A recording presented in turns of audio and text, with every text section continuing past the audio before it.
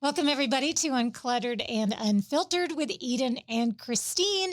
And today we are very excited to share with you a topic that we've brushed on before, but not from the perspective that we're going to bring it to you now. And the topic is menopause. And we're bringing it to you from a community perspective. Yes. We went to our Ladies Only Facebook page. We asked you to tell us about the symptoms you attribute to menopause. We are not physicians. No, we are not. We are not psychologists. We are not qualified to treat you for your menopausal symptoms. What we can do is validate you. Yes. And commiserate with you. Yes. And let you know you're not alone. That's the main thing, ladies. You are not alone in this menopause struggle. But I'm coming from the other side. I'm 61. And so we're going to talk about how it is on the other side as well. If you're in your 40s or 50s. We have a little something for you from our friend, Dr. Rebecca Richmond, who was on our show as a guest when we talked about and tackled sex over 50. Yes. She has a lot to say about the subject of menopause, and we will spend an episode with her down the road. But for today, we wanted you to at least know that the comments you made have been read by her, seen by her. Nobody has sent up any crazy red flags like where she was saying, oh, see me immediately. We're all just kind of doing the same deal, experiencing menopause in different ways, but nobody is shocking anybody here. No. So before we get started, though, I want to talk about something that you posted, Christine, over on our Instagram stories. Now, I think most of us are familiar with Facebook, Instagram, other social media sources. But if you're not checking in on our Instagram specifically on a regular basis, you could miss something like an Instagram story, which is different than a post you may have seen elsewhere. So I love that you were so excited about a product. Now, we've all experienced the episode where you talked about all the different products you love. But when you stumbled on a new one, you were like, okay, well, I've now shared all of these other things. I have to share this latest one. Well, especially for women over 50, if I find something that to me is worth sharing, I have to talk about it because I feel like I am the connoisseur of beauty products when it comes to women over 50. I will try anything once. And I also give my very honest opinion, which sometimes, is not a great opinion if I really didn't like something. But this I absolutely love for crepey skin. And this is the perfect episode to talk about it because it's crepey skin that is part of menopausal symptoms. And I had tried everything. I had tried oils. I tried a million lotions, moisturizers, you name it.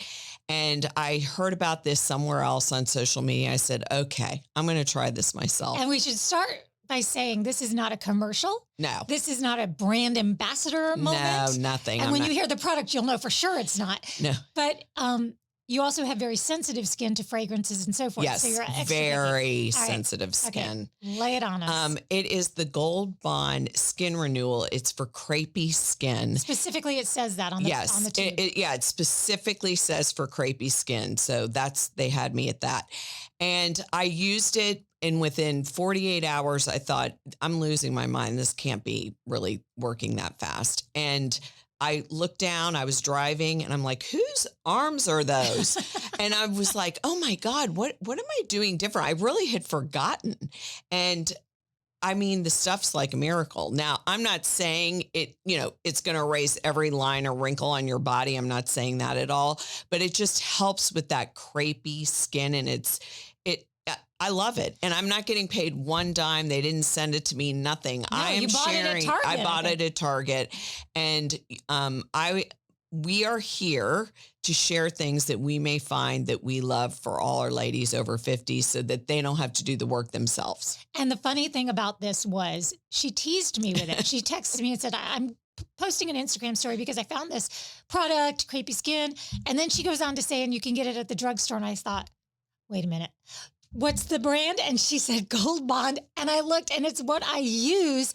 And so I told my husband the story because I'm very suggestible. So he laughs whenever I come up with, I'm going to go try this. I'm going to try that. And so he laughed and goes, you don't have crepey skin. I said, aha, because I already use it. I love that. So I don't know either if it definitely works if it's psychosomatic or what, but you're saying to me, and I'm looking at And your you're looking skin, at my and arms, you so don't it have, definitely works, I mean, everybody. we're 57 and 61 and we don't have crepey skin. Yeah. So, I mean, it's not hurting us. Right. It's not, I don't know what it's made of, really. I mean, it could I looked at the glue. back, but yeah. And at this point, so anyway, there are things that we'll be sharing through different episodes if we find something we really love for all you ladies out there. Yeah. And rest assured, if we tell you about it, it's because we really do believe it's in your best interest, not because someone's sliding us some money to tell you that. You'll always know the difference on this show between a paid advertisement and us just truly saying to you, please, give it a shot. Okay, so menopause. I like this quote from Stevie Nicks because you've got to remember she lives a very different life than us. Yes. Lead singer of Fleetwood Mac and then soloist. Everybody knows Stevie Nicks, right? The last thing you do when you think of a rock star is think of them going through the same menopausal symptoms you because are. That makes you feel old. If you think that Stevie Nicks is old enough to go through menopause, there you go. That made me feel old. Here's a quote. Rock and menopause do not mix. It is not good. It sucks. And every day I fight it to the death, or at the very least, to not let it take me over. I just thought that was inspiring to know that there are other people out there that are feeling this, even though you would never ever think about it like that. Did you have anything from our Uncluttered and Unfiltered ladies only page that really spoke to you? Well, first of all, I want you all to know I read each and every one, and so did Eden. And it made me feel like a community by reading them because I felt like I wasn't alone out there. I definitely am coming from a different perspective being a 61-year-old versus 49, 50, 55, because I did suffer from different things at different stages through it. But, I think we're all pretty much suffering. None of them sounded abnormal or weird to me, which that was another thing I noticed. So no, I think I wrote here, everyone is different when it comes to menopause. Some people are like, I don't know what you're talking about. I never had one hot flash. And I'm like, what? But everybody's different. There isn't one thing that can say, oh, I'm going to take a pill and it's going to fix it for everybody. So just know that we're all different. And some treatments aren't safe for some women, but they're fine for others. Some won't work for some will work for others. So plenty of you guys say hot flashes. I love, and I hope she doesn't mind me calling her by first and last name, but I love that we have somebody named Michelle Pfeiffer. Oh, I love that. That is one of our ladies in our community because I always picture Michelle Pfeiffer. And from like the Scarface days. Right. Back in the day. She said hot flashes. Maria said weight gain, joint pain, hot flashes, insomnia, and fatigue. I hadn't thought about the joint pain, but I have been experiencing joint pain. Yeah, definitely joint pain is one. Dry, cracked skin. That's from Amanda. And I hear you. We just talked about that. We have perhaps a little gold bond. Right. But right in the nook of your thumb, she said. Like the little areas of now I'm looking at my thumbs. I know. For me, when the skin gets really dry, it's like around my mouth, or I can sometimes feel myself peeling in places. And I think that that's definitely one of those things that's individual. Right. Although we do have parts in our body that produce less oil. But right. Still. I think that also, since we're on dryness, I feel like everything like dry eye. I never had dry eye before I went into menopause. Now it's something that's become like chronic. Mm-hmm. And I have talked about it here before because it's chronic. Like some days are fine. Other days it's terrible. So everything's dry. Your eyes, your hands, even my feet. Or I'll get weird rashes every now and then, that like where I'll just start itching. Yes, that's the dry skin. Yeah. That's the other thing, my forearms for some reason. Yes. Let's see. Lisa says, being hot, cold, urinary incontinence. That is certainly something you want to talk to a physician about, but certainly can happen. Oh, absolutely. I think it happens. I think that's gravity too. Yeah. And I think that that happens a lot. Belly fat and fatigue from Anne. A lot of people talking about weight gain. There's discussion about metabolism on there. Lack of sleep. Well, that's I think could be one of the worst ones because when you don't get sleep, then you get the grouchiness and the irritability and the anxiousness. Sleep affects really everything. And yes, it is such a problem during premenopause, menopause, and even after postmenopause. So, Jerry says, I'm squishier. I just don't build muscle as quickly. right. And That's true certainly part too. of it. I really, I mean, I could go on and on reading these about the emotions and the anxiety with no trigger. Right. Which that's normal. That's so all normal. very normal. Yeah. All It's very not normal. fun.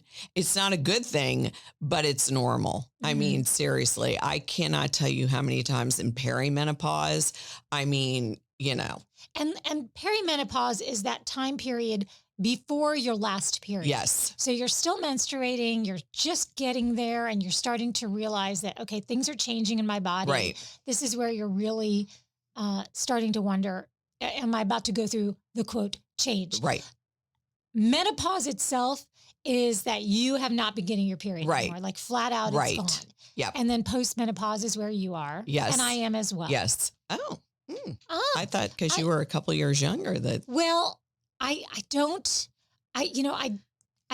a hysterectomy years ago and I kept my ovaries.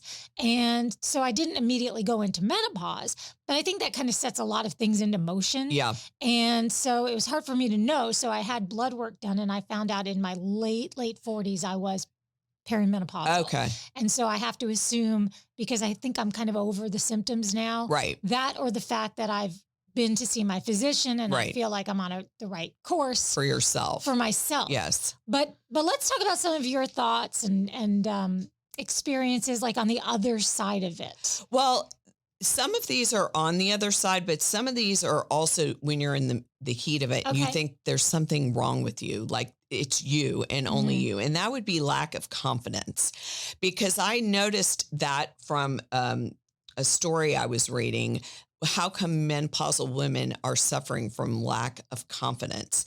And I think it's because everything's changing. You're not the norm for yourself anymore, and you don't really understand what's going on, and you don't know if it's normal, and you don't know if you're the only one feeling these. And that's why it's so important to go to a doctor, because they can reassure you. But lack of confidence kind of stumbles into everything, in my opinion. Do you liken that to when like you're a freshman going into high school versus you're a senior at that school? You're the new class coming in. Yep. I just think that your clothes are a little not fitting right. It's the start of It's something. the start of something that you go out in public and not everybody's staring at you, or you're not getting the attention you used to get. Something's shifting and it's causing you to feel insecure. And I don't think people really talk about that side of menopause, because what it is you're actually entering a different part of your life, and you have to go with it. You have to find a way to navigate it so that it works for you.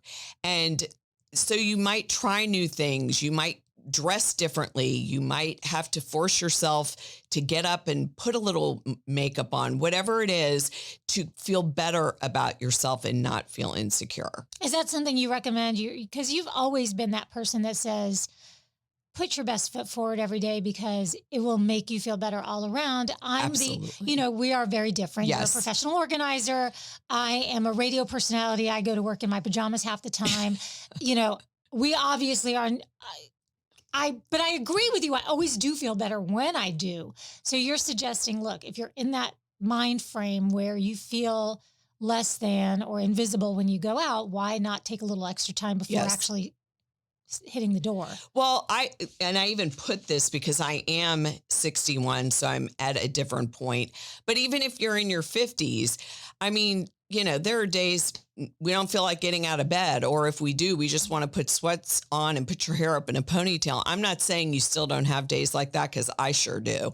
But, you're always going to feel better when you wear clothes that make you feel good about yourself. So that's why I deal with a lot of women in their 50s and older when I do a purge and reorganizing of the closet, because women in their 50s, need a little bit of guidance towards shifting their clothing, what they'll feel good in, what they like best to feel good in. And it's different to me Mhm. than when you're in your 20s, your 30s, even your 40s. And it doesn't mean you can't look fabulous, because you can. It's just shifting the way you feel about yourself when you look in the mirror and you're wearing something. So to me, that's really important. And even if it's putting on mascara and some tinted moisturizer, that doesn't take long, and it may, in some lipstick or lip Mhm. gloss, and it really makes a big difference. So I think making a little bit of effort, even when you don't feel like it, is worth it. It really Mhm. is worth it. It just makes you feel good about yourself. I agree with that. I don't know So who's adhered to it, but I agree with it. yeah, I don't think anybody does 7 days a week, but it really can shift the way you Mhm. think. What about some of these physical feelings? Did you get to the other side of some of those, or are you still experiencing them? No, She's one thing laughing. I'm laughing because when I was reading the comments on the Facebook page, one of them was, I cry at everything. Mhm. I cried at everything, even things that weren't sad, I'd start crying. And at that point, I really did think, is this just me? I mean, there must be something. But now that I'm 61 and I'm out over the other side, in some ways, not every way, so we'll talk about that in a minute too, I literally never cry anymore. Really? I mean, it's so bizarre. It takes a lot to make me cry now that I'm postmenopausal. And it doesn't mean like things still don't make me sad, but I mean like Boo-hoo. boohoo. No, it would take a lot for me to boohoo at this point.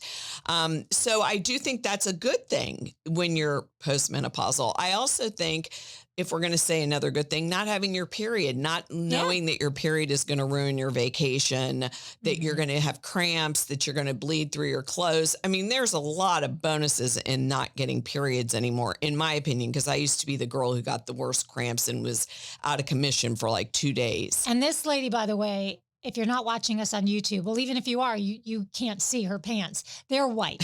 She's in her white pants All the confident time. as can be. I want to get back to the not crying thing, because when we were talking about this just right before we started recording, I was saying, I'm trying to remember if I ever saw my grandmothers cry. And I wonder if, you get to that age where you're in menopause and you're emotional.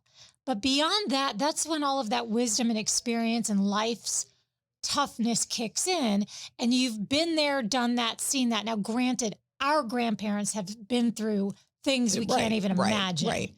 But even today, generation just even one ahead of us, it doesn't phase them as much anymore. Like the Right. little insults of life, the little daily affronts that we get so bent out of shape over when we're hormonal.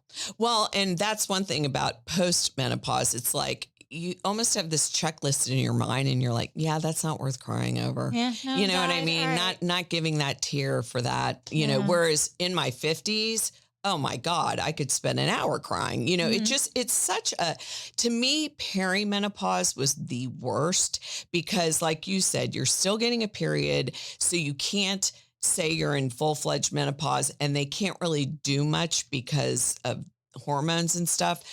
I thought that was the worst, but I think every time you don't feel or look good to yourself is the worst. I mean, it could be in your 50s, your 60s, If your your muscles are if 70s. your muscles are stiff, if you Right. feel Right.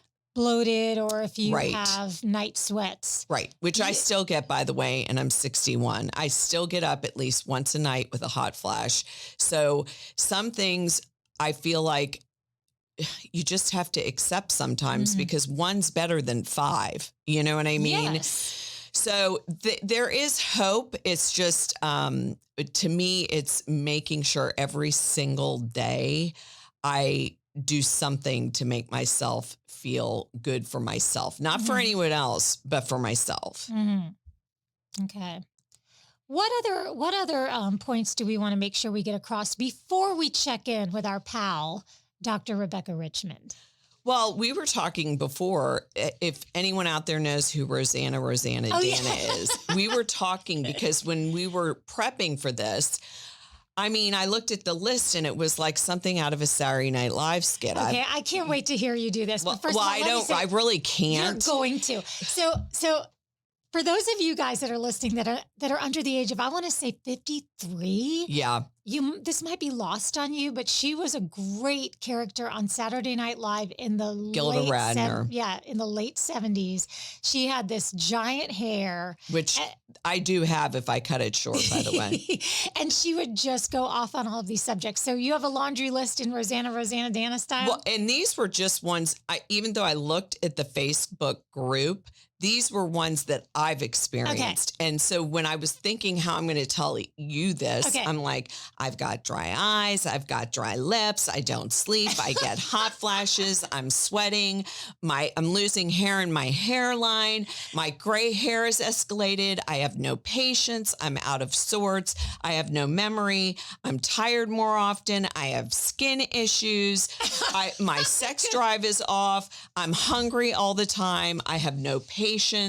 I mean, it just sounded like the complainer list. Yes. And it reminded me of her doing that. Can I try it? Can I see the list? Here. Hi, I'm Rosanna Dana.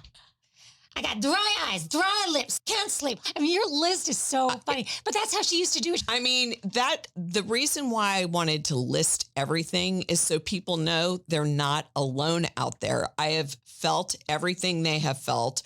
And I'm not one of those people that said, menopause, I never even knew what it was. I never experienced it. I don't know. Or I took this one thing and I haven't had one hot flash, or I'm happy all the time. I never experienced that, so I wouldn't even know what that is. So my issues were a little bit different because as somebody who is an endurance athlete, that's a fancy way to say I just like run stupid amounts of miles, but not to the point like some of these people you see with 100 milers, not like that. But I do have friends that do that kind of thing. And all of us have been hit hard through menopause, different phases, but we've all really, really struggled, especially with the heat this summer. Yes. Noticing things that have been more difficult to do. And we all came upon this book by Dr. Stacy Sims called Next Level. And that is specifically about working out and athletics, but it had great information about menopause. And one of the things that it talked about was that back in the day when they would study men versus female athletes, they would only study the men because then they didn't have to deal with things like hormones and cycles and things like that. So there previously to just pretty recently, there had been nothing out there for women who were trying to perform at athletic levels that were menopausal or even just having their period. So there's a lot of information out there. And our mission is to not try to tell you what to do because obviously we're, like we said at the beginning, not doctors, but we know that there's information out there. You just have to find it. So should we check in with Dr. Richmond right now? So again, this is Dr. Rebecca Richmond. She's a wonderful physician, OBGYN, who has shifted her focus now more towards helping people, not just sexually, but menopause, I can't speak correctly. And she read over everything. I noticed that she had commented in our ladies only page. So I reached out to her to say, can you give us a little bit more insight? So here's what she had to say. Hey ladies, Dr. Richmond here. I just got done reading your comments on Uncluttered and Unfiltered. Yes, menopause is not for the faint of heart.